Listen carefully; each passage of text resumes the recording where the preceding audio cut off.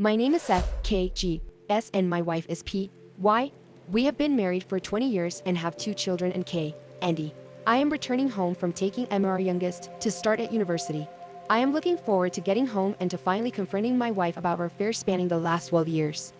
This last affair being the most serious as she intends to leave me for her lover now that our children have gone. I'm just turning into her street and can see her house.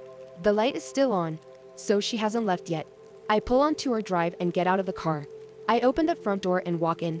My wife is sitting on the sofa looking a bit scared. I don't know why. I have never even raised my voice to her, let alone my hand. She looks at me and glances at the 2 suitcases standing just inside the door. I also look at the cases. Peggy has gone to Turkey to start her first year at university. I'm sitting on the sofa waiting for my lover to pick me up. My bags are packed and I've left a note telling of Kate that I am leaving him for another man. But my lover is late and I'm worried in case of Kate comes home first. This is just the latest in a long line of lovers I have taken over the past 12 years. But this one is special and we are in love. I think back over the last 12 years and the lovers I've had. The first lover was my tennis coach at the country club. He was so attentive and caring. It was a great shock when he moved away without so much as a goodbye. The next one was a work colleague on a work-related trip to New York. We had a little too much to drink and I woke up in his bed. At first I was annoyed with myself, but then I thought, why not? No one will know. This affair lasted over 2 years, always on company trips and sometimes in his office when we were working late. Then one day, he just didn't come to work. It was rumored that he ran away with a girl half his age who disappeared at the same time. The one after that was an old flame from college. We met by accident, a charity sale. After the sale, he asked me to lunch and we sat and reminisced about our fling at college and ended up in a motel where we have seen all afternoon. This lasted all of 6 months. Then one day he just didn't show up at our meeting place anymore. This brings us to my latest lover, Tom. He is the husband of my best friend. We started flirting at a barbecue.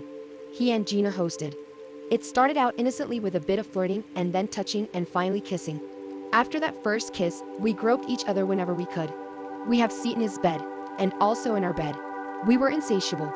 And then we realized we were in love and needed to be together. So here I sit, waiting for Tim to pick me up. He is now nearly half an hour late and I'm getting worried that I've been dumped again. I look at a figure. He looks so calm and in control. What does he know that I don't? So hi. Were you going to just leave with Tom? Where were you going? To tell me. He knows about Tom. How did he find out? I point to a note on the table with my wedding rings on it. He looks and picks it up, throwing my rings onto the floor. I wince at the implied insult. The note from Pi. Dear FK, as you can see, I have left you for another man. It's not important who. I love him and he loves me. We're going to move far away, so you won't have to see me. Please don't try to find me. It will only cause you more hurt. We had a good marriage and some good times. But over the past couple of years, we have drifted apart. I did love you, and I know you loved me. But it's time to say goodbye. Update from Peggy. I watched RFK read the note and smiled.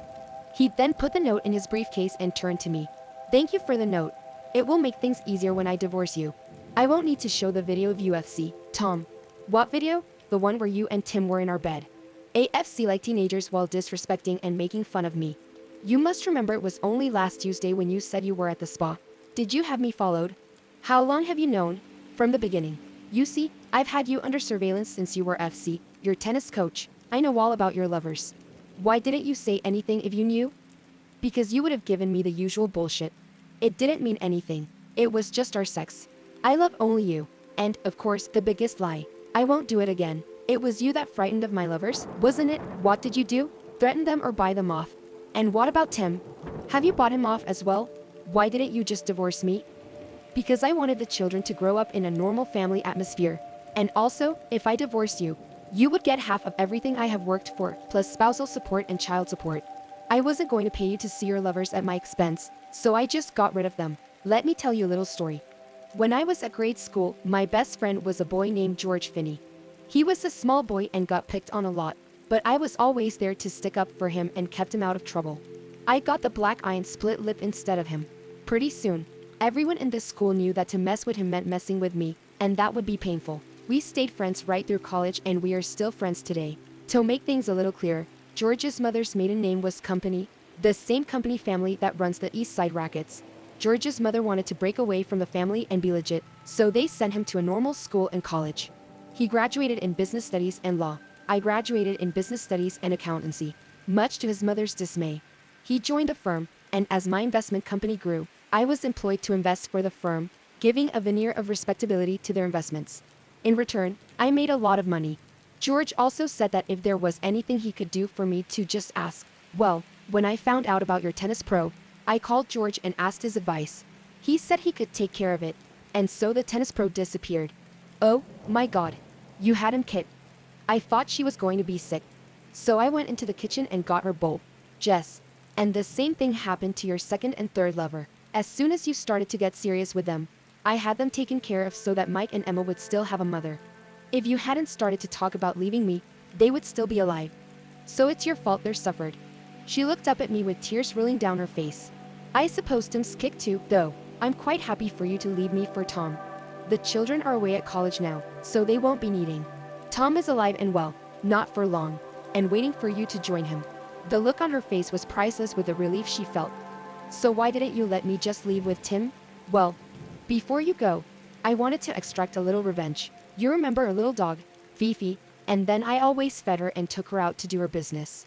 Well, the meat in the freezer market for dog only was cut from your sex partners after they know more. So every time she had a shit, it made me think that your partners were nothing but dog shit in the buttocks and thigh muscles. Make a great steak. You even commented on how great they tasted when I grilled them for you. Just think it was the last time you ate. This time she did throw up, but she missed the ball and it went all down the front of her dress. She continued, reaching until there was nothing left to bring up. Well, now you know, and I have had my little revenge. These gentlemen will take you to meet Tom, and you can spend the rest of your life with him knowing you are responsible for your ex-lover's kick. Goodbye, Peggy. And I hope you rot in hell. One of the two men picked up his cases while the other one escorted Peggy out to their waiting car. She never said another word. As promised, she did spend the rest of her life with Tim. They lived in his car for as long as it took to sink the 200 feet to the bottom of the old quarry 10 miles from town. Now they are all in the same place together. One cheating cunt and 4 wife-stealing assholes. The end. Please stay tuned with Revolving Time Community. Don't miss our second story. It's more informative. Second story. My 20-year sister is getting married to her 36-year-old high school teacher. My younger sister is getting married to her 36-year-old high school teacher in a few days and everyone seems okay with it. She graduated a year ago and they told us they were dating almost immediately after the graduation. I was shocked and angry, but everyone around me was happy and supportive of them. The teacher divorced his wife 2 years ago and started paying attention to my sister. He spoke to her after class regularly and paid special attention to her studies. I thought this was weird and talked to my sister about this, but she told me he was helping her because she was the best student of her class, which she was. A few months ago, only a few months into dating, they announced that they were engaged. I tried talking to my parents about their age difference and stuff, but they didn't want to hear it. I talked to my sister and she told me she is happy and that she loves him. We live in a small town with a tight-knit community and everyone else is supporting their marriage. I'm feeling useless right now and I am angry at myself. I was unable to protect my sister. I feel like I failed my duties as an older sibling. I hate everyone around me. How do they not see what's going on here? Update 1. The marriage happened. I contemplated not going to the ceremony, but I didn't want to hurt my little sister, so I went reluctantly. My blood was boiling throughout the whole thing. Everyone who came to the ceremony congratulated them. I couldn't even look the teacher in the face because I was so angry at him. I hated the whole thing. I'm leaving this town tomorrow. I had some interviews lined up and got selected and won. It's in a city and I'm moving tomorrow. I can't stand these people. My parents think that getting married to a good guy with a stable job is the best thing that could have happened to my sister and my relatives. Agree. He groomed her. Why doesn't anyone else see that? I wanted to scream at everyone when I told my sister I was leaving. She cried. I reassured her and told her that I wasn't angry at her. I made it clear to her that she could contact me anytime under any circumstances and that I'd be there for her. I bought her a phone and told her that I talked to her regularly. I tried to not antagonize anyone because I want them to reach out to me if anything happens. It was very hard to do. I came very close to finding several people. My sister was a star student. I always thought that she would go to a big college and become someone significant, but now she's going to be a housewife. That thought is destroying me. I wasn't harsh on her because I'm hoping that she wakes up soon and I want to be there for her when that happens. I want to support her and see her full potential and I'm wishing it happens soon. Edit. I've told her not to have children until she's sure she has a contraceptive implant and I told her not to get it removed for at least a couple of years. I told her to tell me if anyone ever pressured her to have it removed. I really hope she follows my advice. Edit 2. I'm just checking the comments and the amount of people defending the teacher is insane. People like you are the problem. She was groomed since she was 16. Why can't you people see that? I wouldn't have any problem with her choices if she wasn't coerced into them. Him being an older man isn't my issue here. Him being her teacher is also. I don't think that being a housewife is bad. What I don't like is that the choice of something more is being taken away from my sister. As for the phone thing, my parents did not allow my sister to own a phone. She had to use the landline if she wanted to talk to people. That's why I bought her phone. Final update. Update a year later. I wanted to share an update on my sister's situation. Since it's been a year and this situation has changed significantly in a positive way since the marriage a year ago, I've made it a point to talk to my sister regularly on the phone that I gave her a few weeks in. Her husband started pushing her to be in a traditional wife role, which created a wedge between her and her friends. But I made sure to keep in touch and to visit her once every month. Her husband did not like that, but he tolerated it to keep up appearances, to deal with my frustrations. I joined a gym and started working out. Luckily, my boss at my job turned out to be a great lady who listened to me and gave me a lot of support and advice.